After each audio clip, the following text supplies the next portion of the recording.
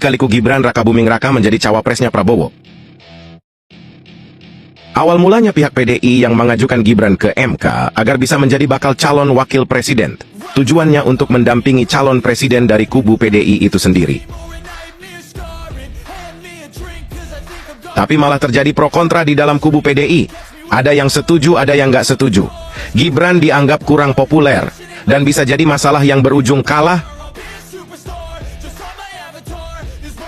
Di sisi lain, Jokowi sibuk mempertemukan Prabowo dan Ganjar.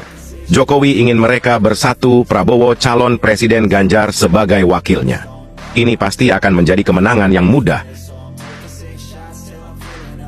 Tapi Ganjar menolak dan memilih mengikuti instruksi dari Nyonya Besar, Megawati. Kalau bisa, jadi calon presiden ngapain jadi calon wakil? Toh PDI adalah partai besar. Pasti mudah menang, mungkin itu yang terlintas dalam pikiran Ganjar. Ganjar terlalu GR dan PID. Jokowi pun telah berdiskusi dengan Megawati agar Prabowo diduetkan dengan Ganjar. Jelas, Megawati menolak mentah-mentah. Lia masa partai yang 10 tahun menjadi presiden, tiba-tiba harus jadi wakil. Yo nggak maulah. Kita beralih ke kubu Anies.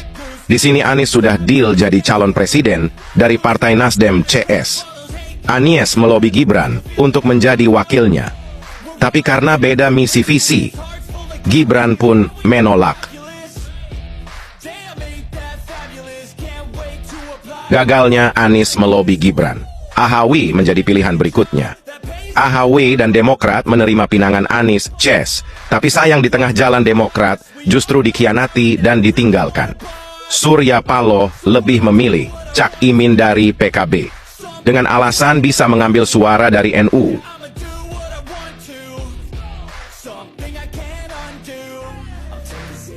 Kita ke kubu Prabowo. Prabowo belum mendapatkan wakil. Ada beberapa nama yang akan mereka usung.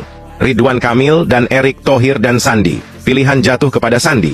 Tapi karena P3 Partai Sandiaga Uno telah terlanjur berkoalisi dengan PDI, Sandi pun menolak. Saat itu keputusan MK keluar. Gibran memenuhi syarat untuk jadi wakil presiden. Nama Gibran masuk dalam bursa wakil presiden. Mengetahui itu Prabowo ingin meminang Gibran. Berkali-kali Prabowo meminta Gibran agar mau menjadi wakilnya. Tapi berkali-kali pula Gibran menolak. Setiap pertemuan hasil selalu sama. Gibran menolak. Alasan Gibran menolak semua pinangan jelas karena menghormati PDI. Gibran masih menunggu keputusan PDI. PDI yang belum menentukan wakil. Dan Gibran pun berharap bisa dijadikan wakil dari PDI. Tapi seperti yang sudah dijelaskan di depan, terjadi pro kontra di badan PDI. Ada yang setuju Gibran jadi wakil Ganjar, ada yang tak setuju, dan ternyata lebih banyak yang nggak setuju.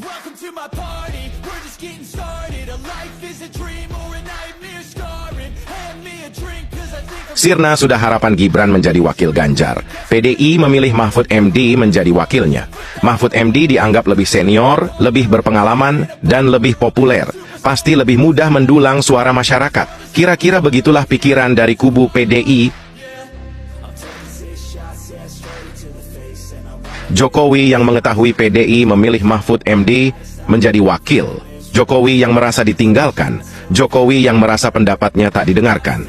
Tentu sangat terkejut dan kecewa. Di sisi lain Jokowi juga tahu bahwa kubu Anies bukanlah lawan YG muda, apalagi ada Cak Imin bersama PKB-nya dan partai besar lainnya.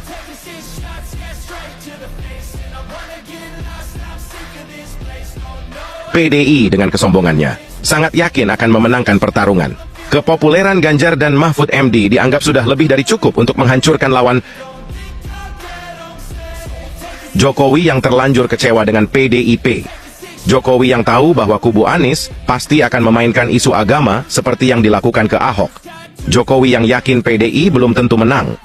Jokowi yang tahu programnya bisa saja terhenti bila Anies menang karena pro luar negeri. Di sini Jokowi mulai memainkan catur politiknya.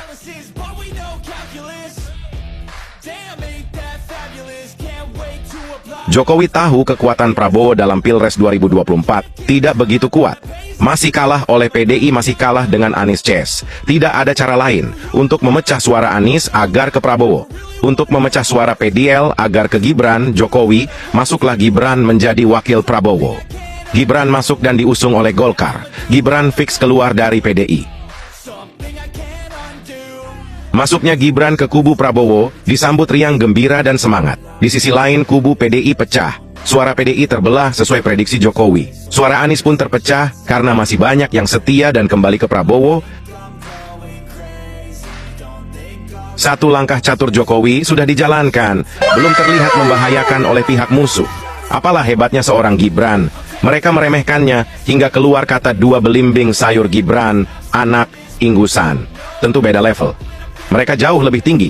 Ibarat mereka bintang, Gibran hanyalah debu.